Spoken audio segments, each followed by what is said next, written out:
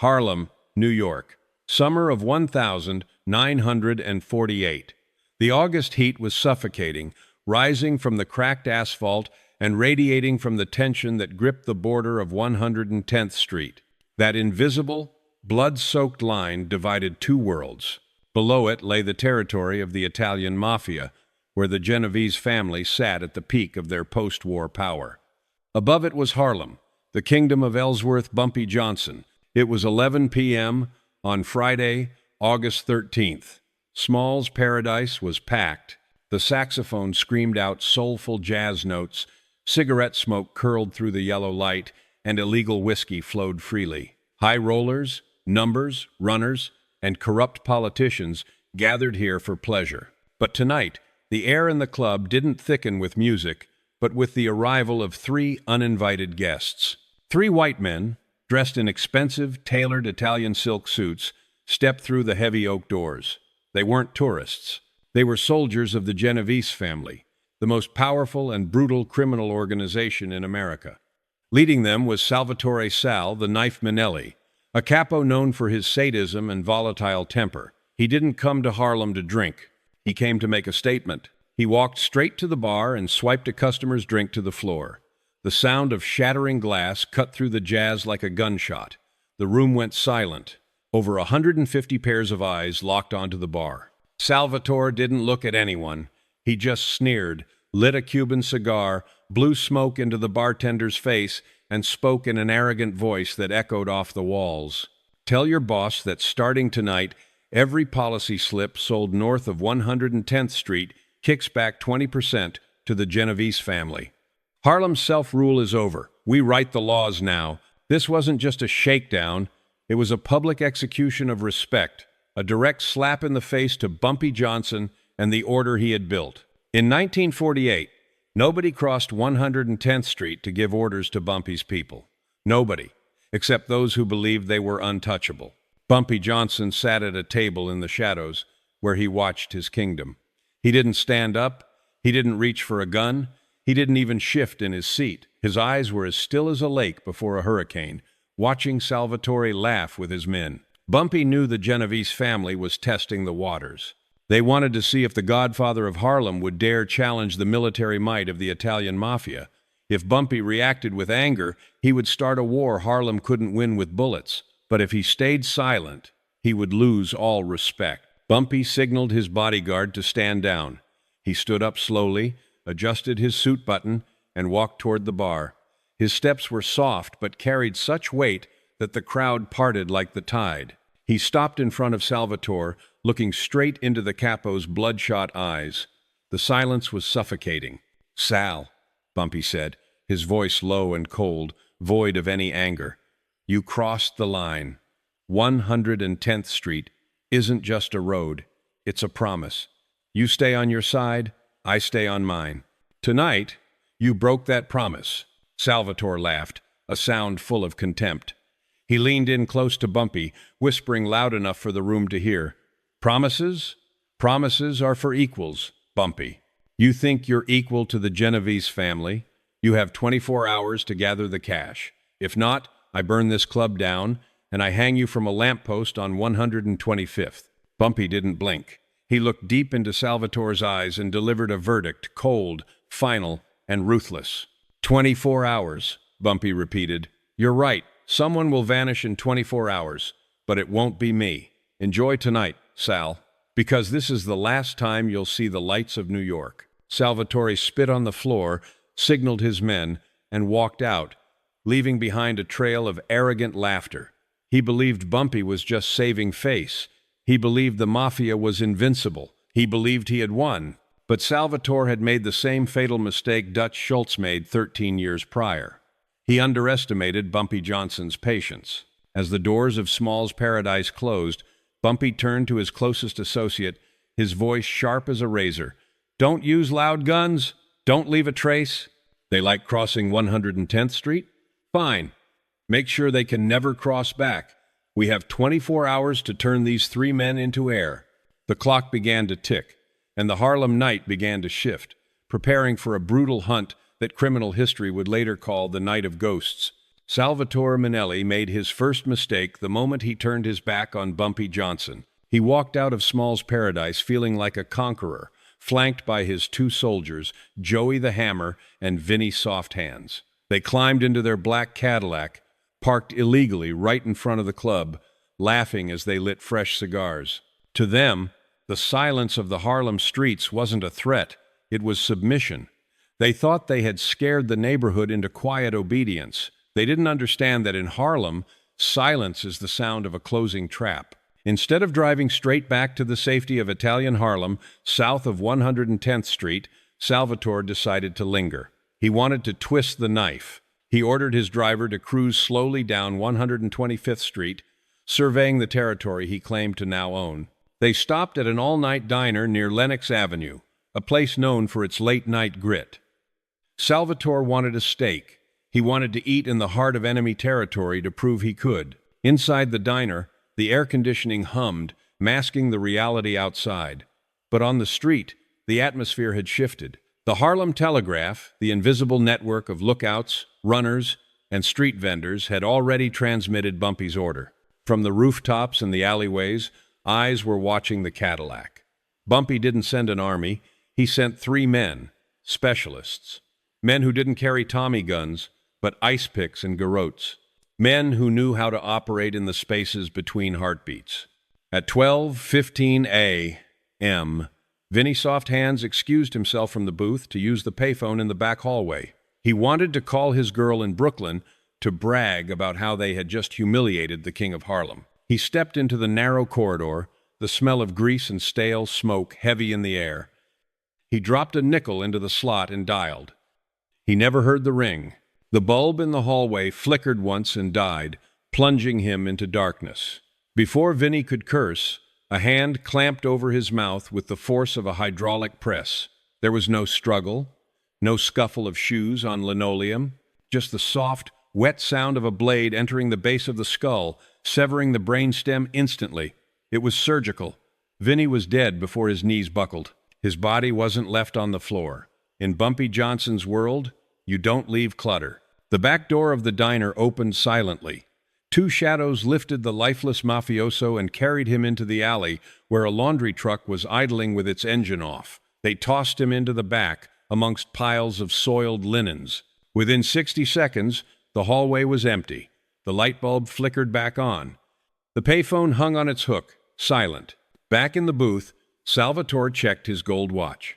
"Where's Vinny?" he grumbled, annoyed not by the delay, but by the disrespect of making him wait. "Go drag him out here," he ordered Joey. Joey wiped grease from his chin, stood up, and lumbered toward the back. He was a brute, a muscle man who solved problems with his fists, not his brain. He walked into the hallway, expecting to find Vinny chatting on the phone. He found nothing but an empty corridor and a back door slightly ajar, letting in the humid night air. Joey stepped into the alley, his hand instinctively reaching for the revolver in his shoulder holster. "Vinny?" he called out, his voice rough. "Stop playing games!" The alley was dark, a canyon of brick and fire escapes. The only sound was the distant rumble of the elevated train.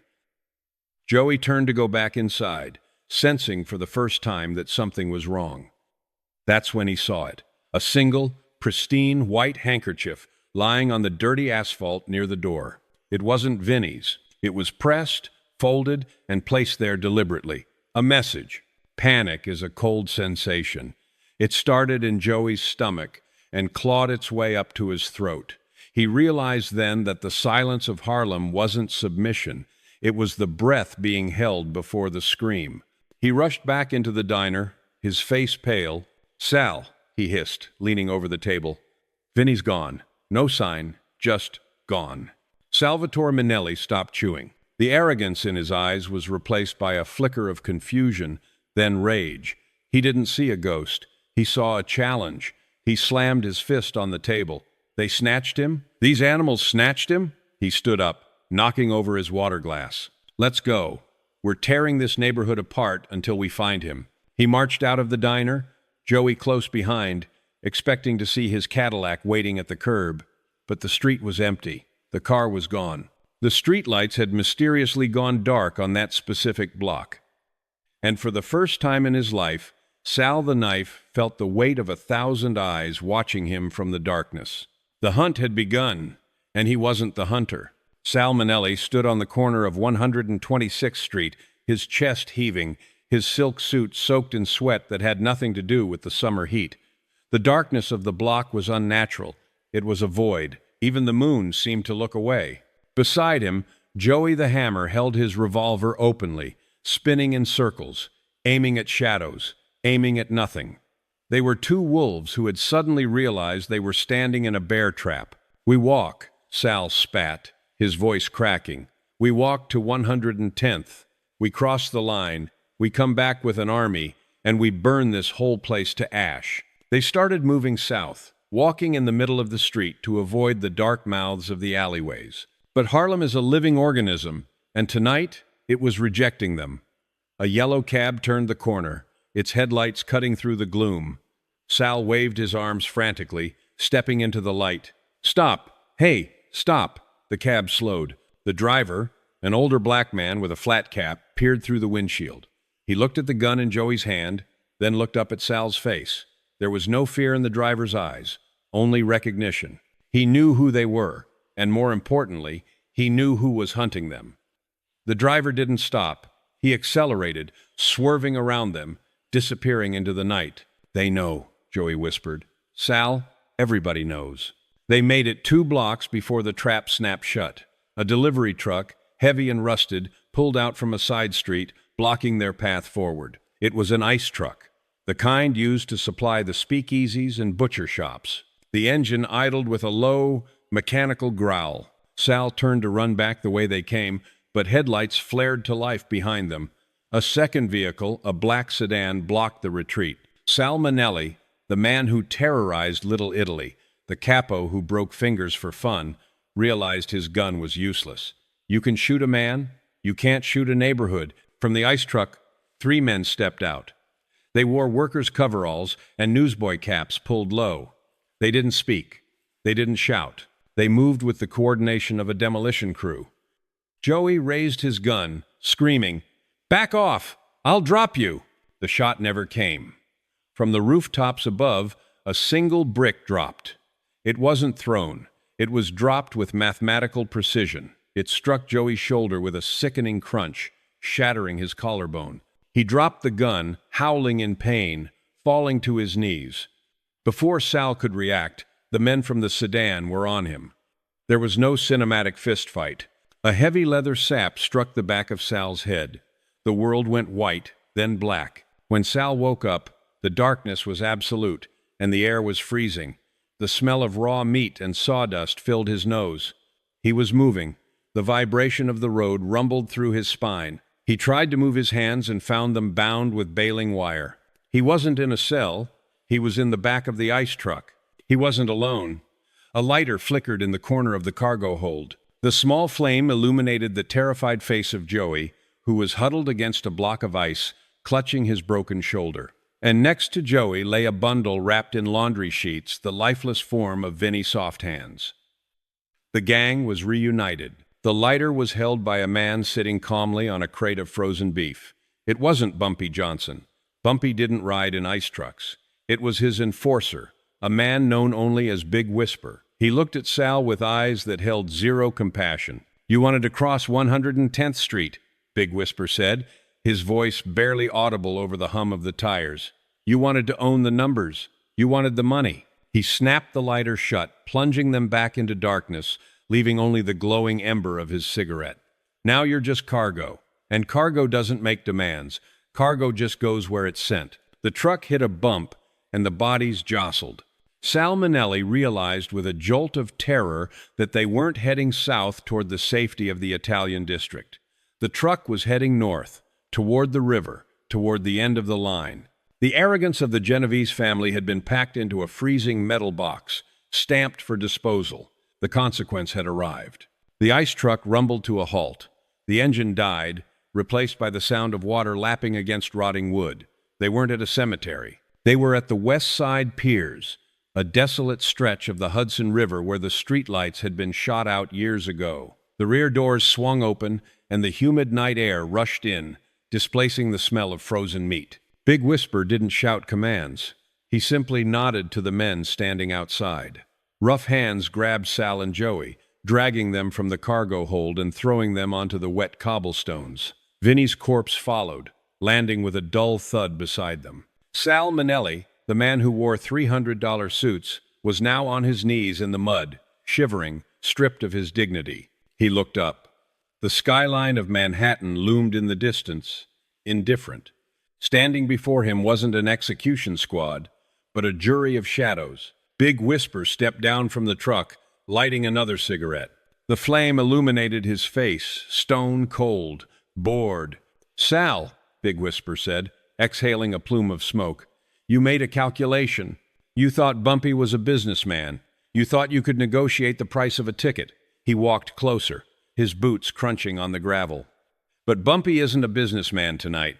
He's a gardener, and he's weeding the yard.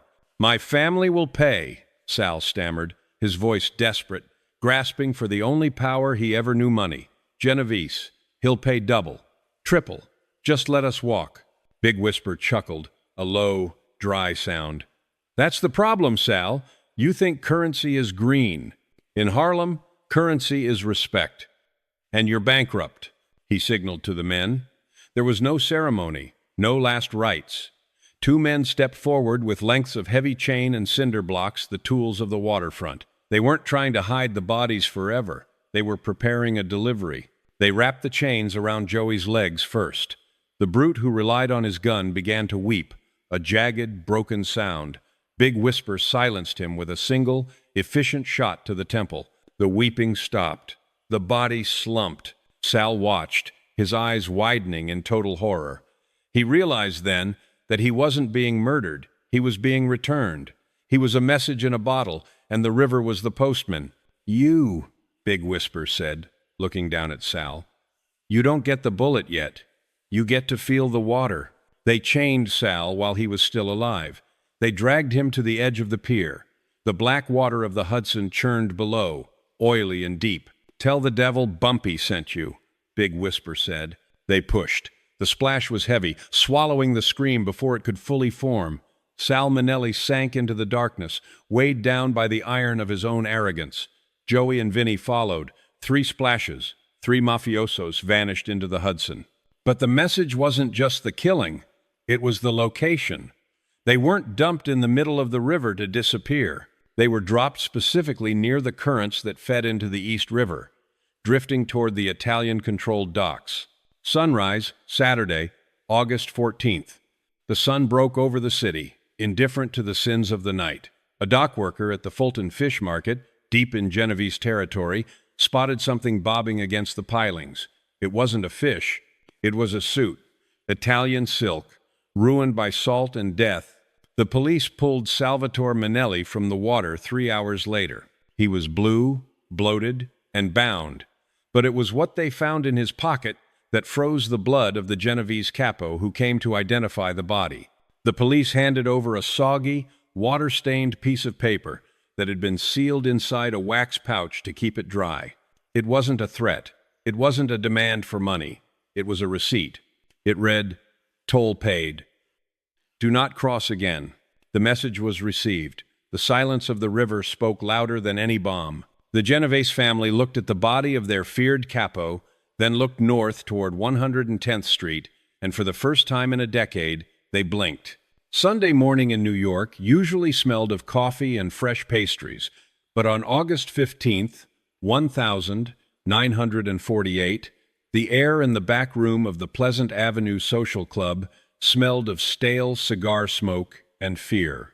The body of Salvatore Minelli had been recovered, processed, and buried with a closed casket. The Genovese family was gathered, not to mourn, but to calculate. Vito Genovese sat at the head of the table.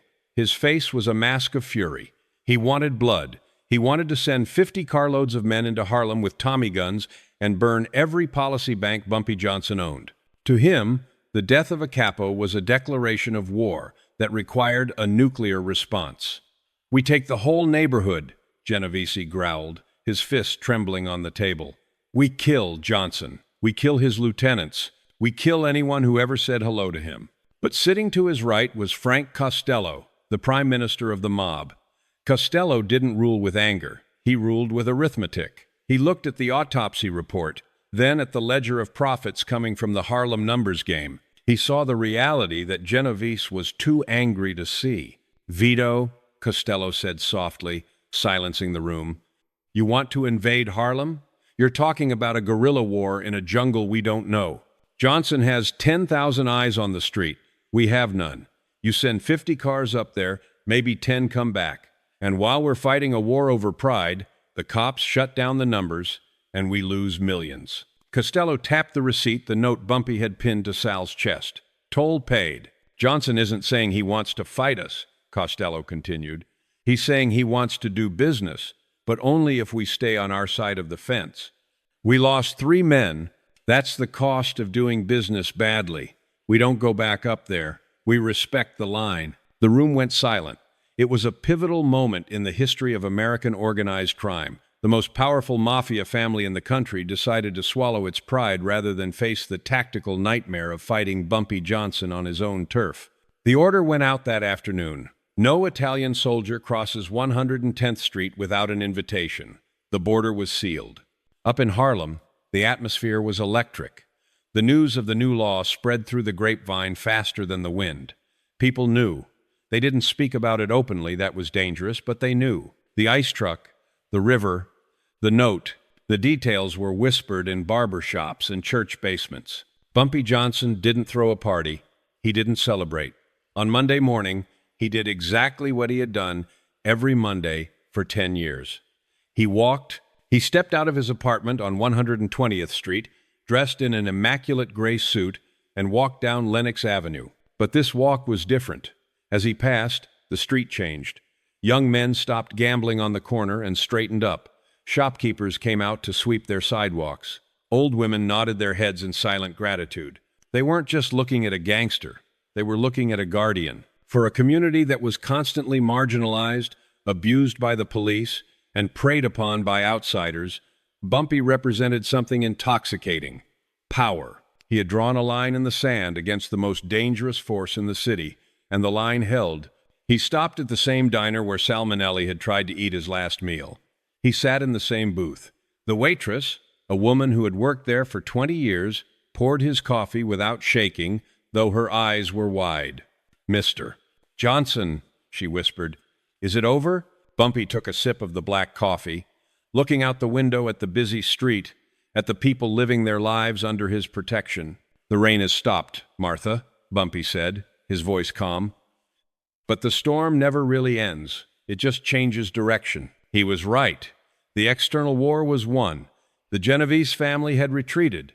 But in the world of strategic violence, a vacuum is never empty for long. By defeating the wolf at the door, Bumpy had proven his worth, but he had also proven his danger. And now, threats wouldn't come from across the border. They would come from inside the house. Because when you become a king, the people closest to you start measuring the size of the crown. Victory is a dangerous narcotic. It makes kings complacent and lieutenants ambitious. While Harlem breathed a sigh of relief, believing the war was over, a different kind of poison was spreading in the back rooms of the gambling dens. The Genovese family was gone, but they had left something behind: the smell of opportunity. Bumpy Johnson's organization was built on a strict code: loyalty above profit. But for Slick Willie Vance, a 30-year-old enforcer who had risen too fast through the ranks, profit was the only god worth worshiping. Willie was handsome, charismatic, and lethal. He was the one who had dropped the brick on Joey the Hammer. He felt he had earned a bigger piece of the pie. Willie looked at Bumpy and saw a man from a different era. He didn't see the wisdom in Bumpy's toll-paid receipt. He saw weakness. He thought Bumpy should have taken the war downtown. He thought they should be running the numbers in Little Italy, not just defending Harlem. Willie mistook restraint for old age. It started with whispers. Small complaints in the speakeasies. "The old man is tired," Willie would say, pouring drinks for the younger soldiers. "He left money on the table. We could have taken everything." Whispers turned to meetings. Secret gatherings in basements where the smoke was thick and the talk was treason. Willie began to recruit. He didn't need an army. He just needed a few key men. His plan was simple and classic. A coup, a sudden, violent removal of the king, disguised as a heart attack or a robbery gone wrong. He planned to take the throne on Labor Day, when the streets would be loud enough to mask the sound of a gunshot. But Willie forgot the first rule of Harlem. The walls have ears, and the pavement has eyes. Bumpy didn't need to be in the room to hear the conversation. He had built a network of intelligence that rivaled the CIA. The shoeshine boy on the corner, the grandmother selling pies, the jazz singer at the club, they were all threads in Bumpy's web. On Tuesday, August 24th, a week before Labor Day, Bumpy received a visitor at his apartment. It wasn't a spy. It was Willie's own younger brother, terrified and shaking. He loved Willie, but he feared Bumpy more. He spilled everything. The plan, the time, the people involved. Bumpy listened without interrupting. He didn't rage. He didn't throw a glass against the wall. He simply walked to his window, looked out at the city he had just saved from the Italians, and sighed. It was the heavy sigh of a father realizing he has to put down a rabid dog he raised from a puppy. "Go home," Bumpy told the boy. "You did the right thing. Tonight, stay inside. Don't open the door for anyone." Bumpy didn't call the police. He didn't call his entire crew. He called one number. He called the barber shop on 135th Street, a place that doubled as the office for the only man in Harlem who scared people more than Bumpy Johnson, a freelance hitman known simply as the Chemist. The Chemist didn't use guns. He didn't use knives. He specialized in accidents. Bumpy gave him a name and a location. Slick Willie, tonight. Make it look like he flew.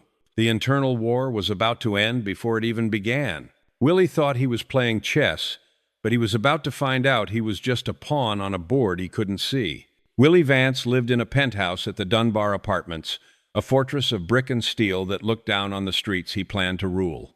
It was 11:30 p.m., Tuesday. Willie was pouring himself a glass of expensive cognac, admiring his reflection in the window.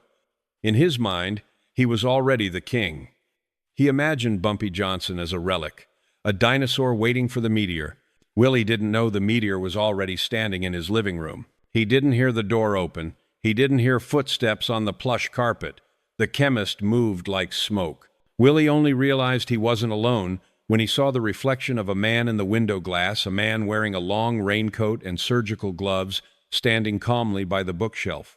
Willie spun around, dropping his glass. The cognac stained the rug like blood. He reached for the pistol on the coffee table, but the Chemist didn't flinch. He simply raised a finger to his lips. "Don't," the Chemist said. His voice was soft, scholarly, like a librarian scolding a noisy patron. "The gun is empty, Willie. I unloaded it while you were in the bathroom." Willie froze. Sweat instantly beaded on his forehead. He knew who this man was. Everyone knew. If the Chemist was in your house, you were already dead. Your body just hadn't realized it yet. "Bumpy sent you?" Willie stammered, backing away toward the open balcony doors. "Listen, I can pay you. I have money stashed in Jersey. Double whatever the old man is giving you. We can run this city together." The Chemist walked forward slowly, stepping over the broken glass. "You misunderstand the currency, Willie.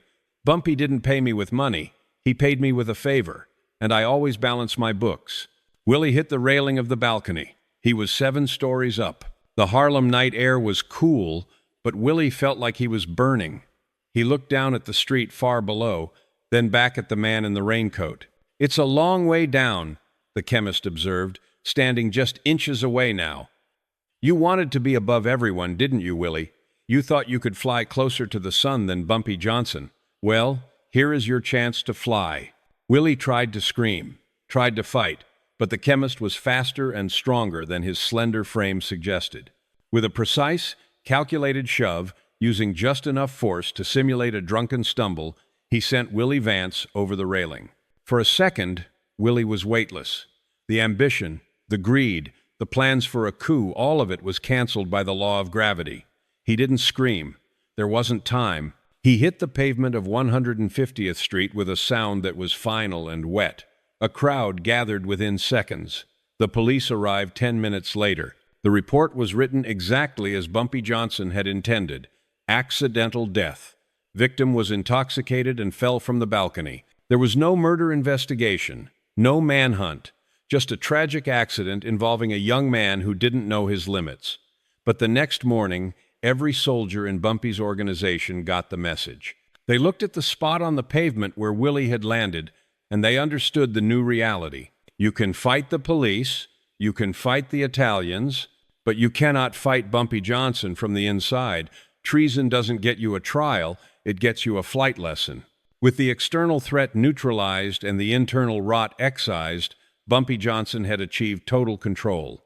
But the story wasn't over.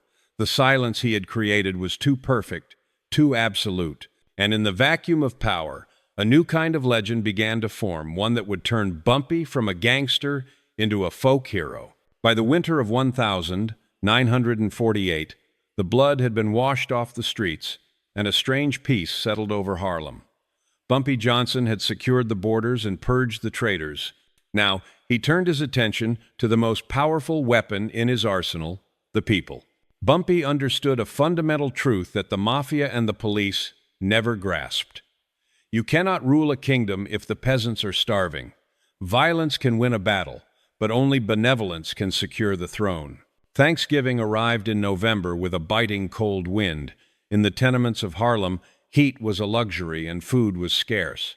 The city government had forgotten these streets. The police only came to arrest, never to assist. But Bumpy Johnson remembered, on the morning of November 25th, a convoy of trucks appeared on 116th Street. They weren't carrying ice or contraband, they were carrying coal and turkeys. Bumpy didn't stand on a podium to make a speech. He didn't want applause. He stood on the sidewalk, dressed in a heavy wool coat, watching his men unload 5,000 turkeys and tons of coal. One bird for every table, Bumpy instructed his lieutenants, and enough coal to keep the babies warm until Christmas. No questions asked, no debts recorded. This wasn't charity, it was a dividend. Bumpy viewed the community as his shareholders. They played his numbers, they kept his secrets, and in return, he ensured their survival. When a widow couldn't pay her rent, an envelope of cash would slide under her door in the middle of the night. When a bright kid couldn't afford college tuition, Bumpy paid the bill, telling the boy, "We have enough gangsters, we need lawyers. Go to school, and when you graduate, you defend this neighborhood." This strategy created a fortress that no FBI investigation could breach. The wall of silence in Harlem wasn't built on fear of retribution, it was built on loyalty. In December, 2 NYPD detectives, O'Malley and Ryan, tried to investigate the disappearance of Slick Willie Vance. They went door to door at the Dunbar apartments. They questioned the doorman, the neighbors, the street vendors. "Did you hear shouting?" O'Malley asked an old woman selling newspapers. She looked at the detective, then she thought about the coal burning in her stove that Bumpy had paid for. She thought about her grandson's tuition. "I didn't hear a thing, officer," she said, her face a mask of innocence. "The only thing I hear in this building is the wind." They went to the barber shop. "We know Bumpy was here," Ryan pressed. "We know he ordered the hit." The barber, sharpening his razor, didn't even look up. "Mr. Johnson? He's a businessman. He was handing out toys to the orphanage that night. You asking me to testify against Santa Claus?" The detectives left empty-handed. They realized that in Harlem, Bumpy Johnson wasn't a criminal, he was the government. He provided the social safety net that the real government refused to offer. He was the judge, the jury, and the bank. But this absolute power came with a new kind of visibility. Bumpy wasn't just a local kingpin anymore, he was becoming a national symbol. And in the halls of Washington, D.C., in the offices of the Federal Bureau of Narcotics, powerful men were looking at the map of New York. They didn't see a Robin Hood, they saw a threat to national security. The local police had failed. The Mafia had failed. The internal coups had failed. Now, the United States government decided it was time to step into the ring. And they weren't bringing ice picks. They were bringing conspiracy charges. Spring 1949 brought a new kind of chill to New York. The Genovese family was quiet. The internal traitors were dead. But Bumpy Johnson felt the air changing. The NYPD beat cops, who used to take envelopes of cash, were replaced by men in nondescript gray suits who didn't smile and didn't take bribes. The Federal Bureau of Narcotics, FBN, had arrived. Unlike the Mafia, the feds didn't care about territory. Unlike the local police, they didn't care about keeping the peace. They cared about headlines. They wanted a trophy, and Bumpy Johnson was the biggest game in the urban jungle. They launched Operation Harlem, a scorched earth campaign designed to starve the beast. It wasn't a raid, it was a siege. They parked unmarked cars outside Bumpy's apartment 24 hours a day. They tapped the phone lines of every candy store and pool hall on Lenox Avenue. They audited the tax returns of everyone Bumpy had ever spoken to. Their strategy was simple. If we can't catch him committing a crime, we will make it impossible for him to live. The pressure was suffocating. Every time Bumpy stepped out of his door, a flashbulb popped. Every time he sat down for dinner, a subpoena was dropped on his table. They hauled his lieutenants in front of grand juries, threatening them with 20 years in prison if they didn't talk. They threatened to deport their mothers. They threatened to seize their homes. This was the ultimate test of the prison legend philosophy. Most gangsters would have cracked. They would have made a mistake, attacked an agent, fled the country, or turned informant. But Bumpy went deeper into the silence. He stopped using the phone. He stopped carrying cash. He stopped meeting his captains indoors. He began holding walking meetings in Central Park, where the wide open spaces made microphones useless and the noise of the city masked their whispers. He operated his entire empire through a complex system of hand signals and cutouts that baffled the most sophisticated intelligence agency in the world. One afternoon, federal agent George White, a man known for his brutal tactics, cornered Bumpy in a barbershop. He dismissed the barber and sat in the chair next to the Harlem Godfather. "You look tired, Ellsworth," White said, lighting a cigarette. "We have the books. We have the names. It's just a matter of time. Why don't you retire? Give us the Italians, and maybe you can keep your house." Bumpy laughed. It wasn't a nervous laugh. It was the laugh of a man watching a child try to solve a calculus problem with crayons. "Agent White," Bumpy said, checking his manicure, "you have books full of numbers, but you don't have a single signature. You have names, but you don't have witnesses. You're trying to catch smoke with a butterfly net. You can siege the castle all you want, but the people inside, we grew up hungry. We know how to fast longer than you know how to wait." The siege dragged on for months. The feds kicked down doors, tore apart floorboards, and harassed the community. But the community held the line. The Robin Hood investment Bumpy had made paid off with interest. The people saw the feds as invaders and Bumpy as their defender. By the summer of 1949, the federal investigation was stalling.